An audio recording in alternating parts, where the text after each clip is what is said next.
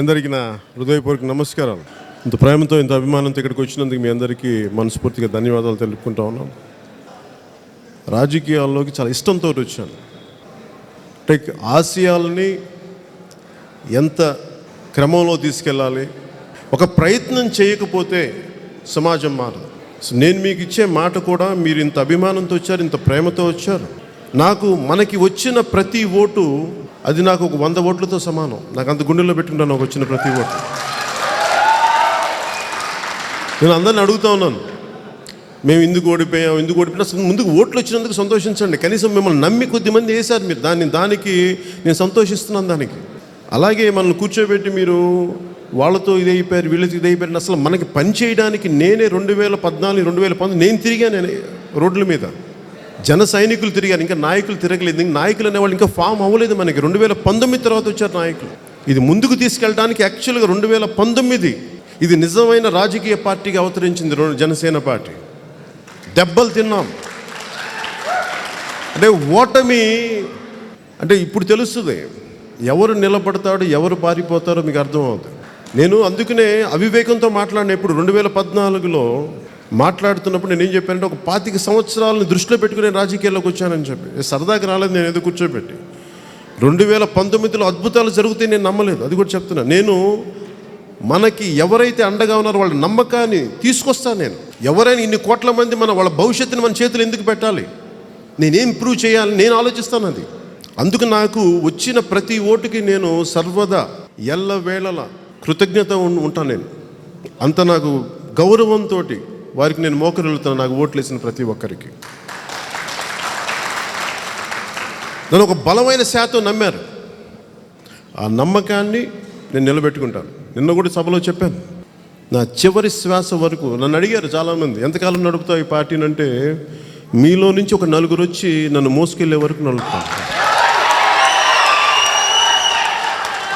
కష్టంగా ఉంటుంది.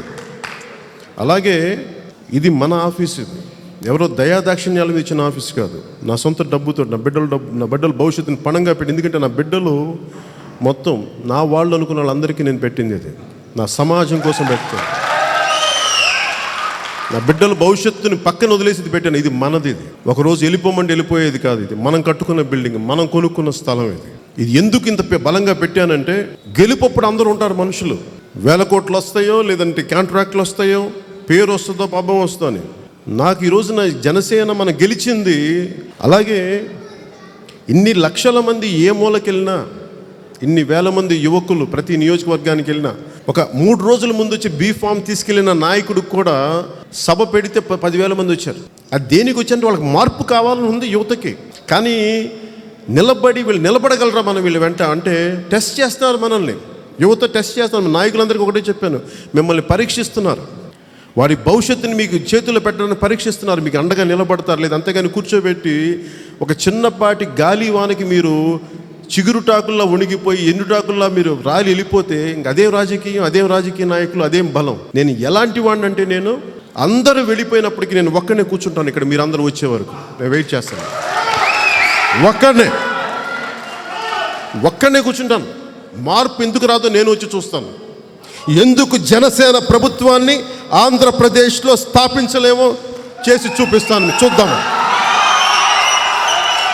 అరే ఇంత మాత్రం పౌరుషం, ఇంత మాత్రం కసి, ఇంత మాత్రం పంతం లేకపోతే మనం ఎందుకు వస్తాం రాజకీయాల్లోకి? పారిపోవడానికి వస్తాం రాజకీయాల్లోకి. నిలబడటానికి, జెండా పాతడానికి, జెండా ఎగరేయడానికి వచ్చాం, పెట్టాం పార్టీ.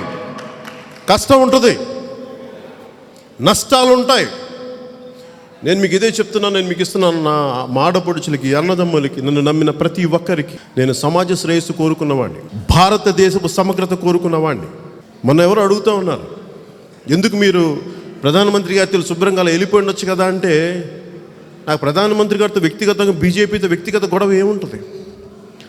స్పెషల్ కేటగిరీ స్టేటస్ ఇవన్నీ ఒక హక్కుల కోసం అడిగా నేను, అంతే. ఈ రోజుకి ఆంధ్రప్రదేశ్ ప్రభుత్వాన్ని లీడ్ చేస్తున్న వ్యక్తులు ప్రధానమంత్రి గారంటే భయం ఉంటుందేమో. పవన్ కళ్యాణ్ ప్రధానమంత్రి గారంటే గౌరవం ఉంది కానీ భయం లేదు. అది మీ దృష్టికి తీసుకొస్తుంది. ఎందుకంటే నన్ను ఎవరు ఏం బెదిరించలేదు. నాకు స్వార్థం లేదు, నాకు గుర్తింపు అవసరం లేదు. నేను కోరుకుందల్లా రాష్ట్ర శ్రేయస్సు కోరుకున్నాను.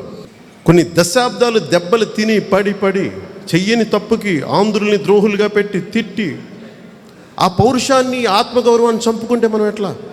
మన ఉనికిని కోల్పోతే ఎట్లా? అందుకని నేను దీన్ని చాలా బలంగా నిలబడతాను. నా చివరి శ్వాస వరకు మీకు అండగా ఉంటానని తెలియచేసుకుంటూ మీ అందరికీ నేను మీకు అందుబాటులో ఉంటాను. నేను ప్రతి నిర్ణీత సమయంలో, ప్రత్యేక సమయాల్లో ఎవరైనా నన్ను వచ్చి కలవచ్చు. ఓన్లీ నేను కోరుకునేదల్లా ఏంటంటే, నేను ఇక్కడుంది సినిమాలు చేయడానికి కాదు, మన సమస్యలని నేను వినడానికి, మన సమస్యల కోసం పరిష్కారం చేయడానికి, మీ మద్దతు సంపాదించడానికి, జనసేన ప్రభుత్వాన్ని స్థాపించడానికి. అది ఎంతకాలమే నాకు తెలియదు. నేను మటుకు నాకు తెలుసు, పని చేసుకుంటా వెళ్ళిపోవడమే తెలుసు తప్ప ఫలితాలు వాటంతట పరిగెత్తుకొని రావాలి. పదవి వెంట నేను పరిగెట్టను, పదవి నా వెంట పరిగెట్టుకుని రావాలి. వచ్చే వరకు నేను పనిచేస్తాను. ఇవన్నిటిని దృష్టిలో పెట్టుకొని నాకు మీ అందరూ అందుబాటులో ఉంటాను. నేను హైదరాబాద్లో కూర్చొని ఇక్కడ రాజకీయం చేయడానికి రాలేదు. ఎవరైనా సరే నా ఆఫీస్కి రావచ్చు, నేను మీకు అందుబాటులో ఉంటానని తెలియజేసిన ఇక్కడికి వచ్చిన ప్రతి ఒక్కరికి, పెద్దలందరికీ, అందరికీ పేరు పేరున ధన్యవాదాలు తెలుపుకుంటూ సెలవు తీసుకున్నాను. జై హింద్.